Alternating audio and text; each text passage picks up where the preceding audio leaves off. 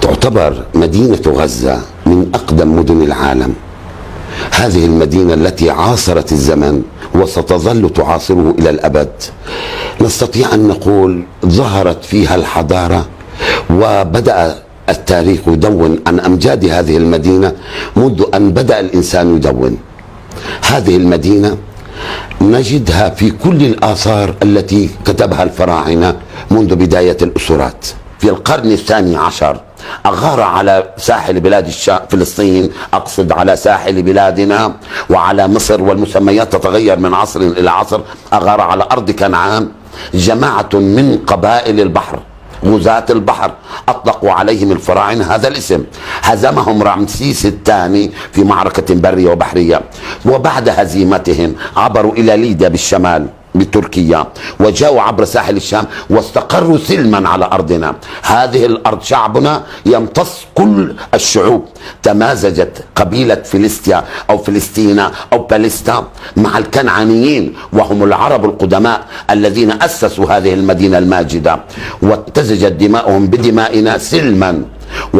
ونحن مثلنا في ذلك العصر 5 مدن محصنة: غزة وعسقلان وزدود وعراق المنشية اللي هي جات وعقرون عاقر، وأيضا مدينة اللد وزيغلق في الداخل. فهذه المدن كانت ترتبط برباط وثيق مع بعضها البعض في جنوب أرض كنعان، كما ارتبطت بشمال كنعان، وكانت تتصدى عبر تاريخها للغزاة. ومن جملة الغزاة الذين أغاروا وعاثوا فسادا وتخريبا قبيلة عرب الخبير أو العبرانيين. هؤلاء جاءوا فترة من الزمن وتصدى لهم شعبنا وسيظل يتصدى لأي غازي ويجعله يندثر أو يتمازج معنا أو يعيش سلما معنا. الاسم شمشون وليس شمشون، سامسون.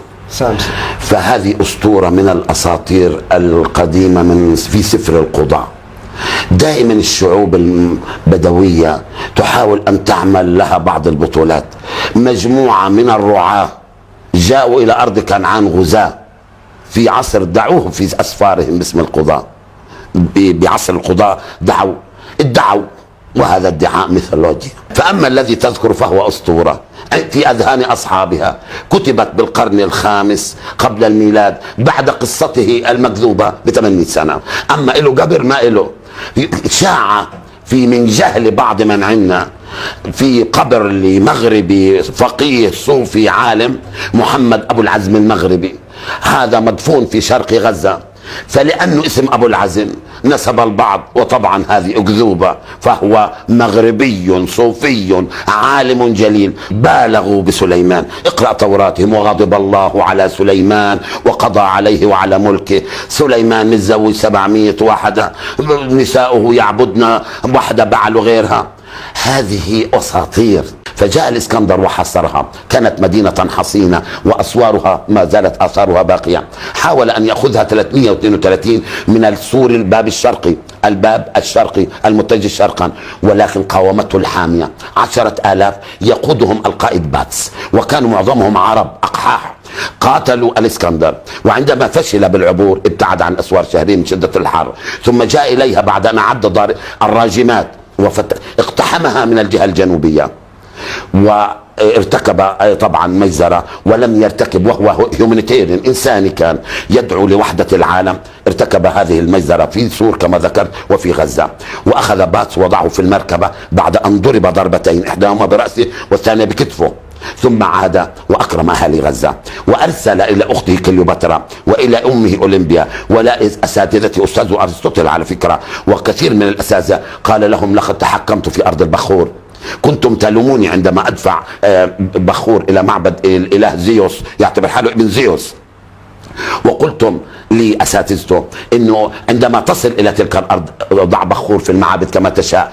ارسل لهم كميات من هذا، وجمع ثروة من غنائم غزة واتجه منها الى مصر، وفتح بنى الاسكندرية وذهب الى معبد امون، ومنها عاد باتجاه فلسطين ثانية وعبر الى ارض الجزيرة بسوريا، وانتصر بمعركة اربيلا، واتجه الى سوسة بيرسبوليس ثم الهند، وعاد ومات ببابل 323. حتى عندما اصدر قسطنطين مرسوم ميلانو 313 وتنصرت معظم الإمبراطورية البيزنطية، بقي أهل غزة على وثنيتهم.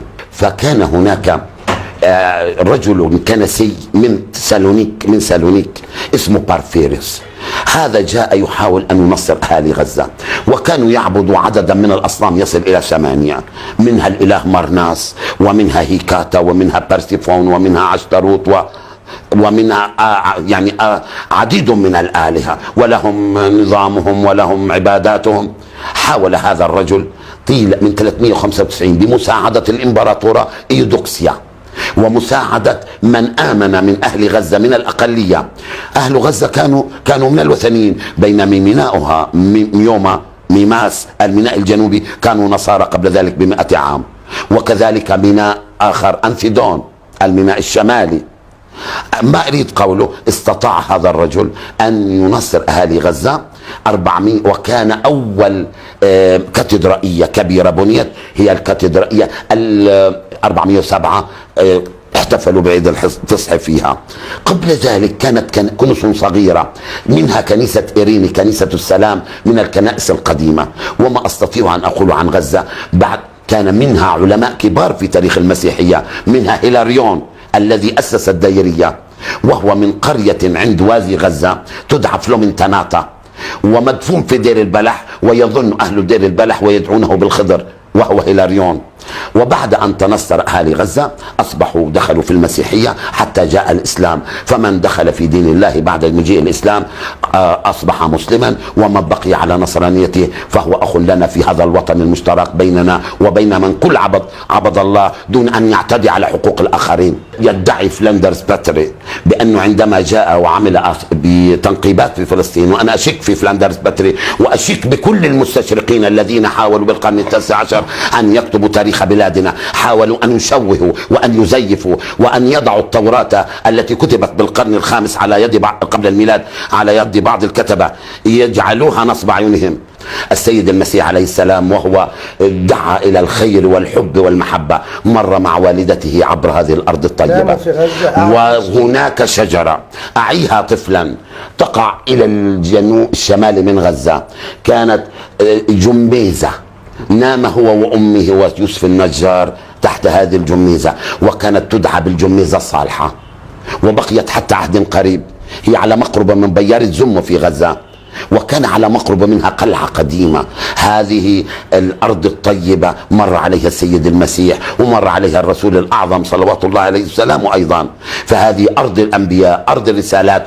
عبر بوابة غزة كل القادة الذين عرفوا التاريخ عبر الزمن. أن الرسول الأعظم شرف هذه الأرض المباركة التي هي أرض الأنبياء، وكان يعتبر غزة وعسقلان عروسين، ويقول طوبى للعروسين غزة وعسقلان. ومباركة هذه الأرض بين الفرات وعريش مصر. هذه الأرض أرض الجهاد والرباط، أهلها مجاهدون إلى يوم القيامة. توفي جد الرسول الأعظم هاشم بن عبد مناف في هذه المدينة، ومسجده ما زال شامخا قائما، يدل على الرباط العظيم بين غزة والجزيرة العربية الوطن الأم.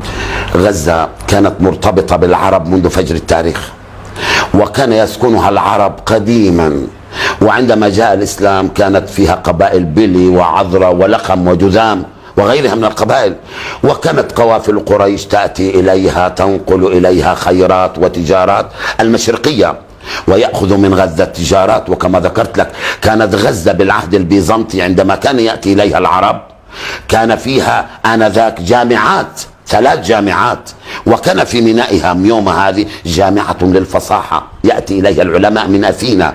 كان العلماء يطلبون من غزة، أسهم علماء غزة في جامعة بيروت القانونية مع أولبيانوس وغيره، وأسهموا جامعة الإسكندرية، وكان التبادل الثقافي بين العلماء موجودا في العهد البيزنطي. فعندما انتشر الإسلام كانت غزة مدينة متحضرة، ودخل سكانها في دين الله أفواجا، وأصبحت مدينة إسلامية أسهمت بالفتوحات من جند الأندلس وجند الشمال الإفريقي وجند الفتوحات البحرية، كان جند فلسطين.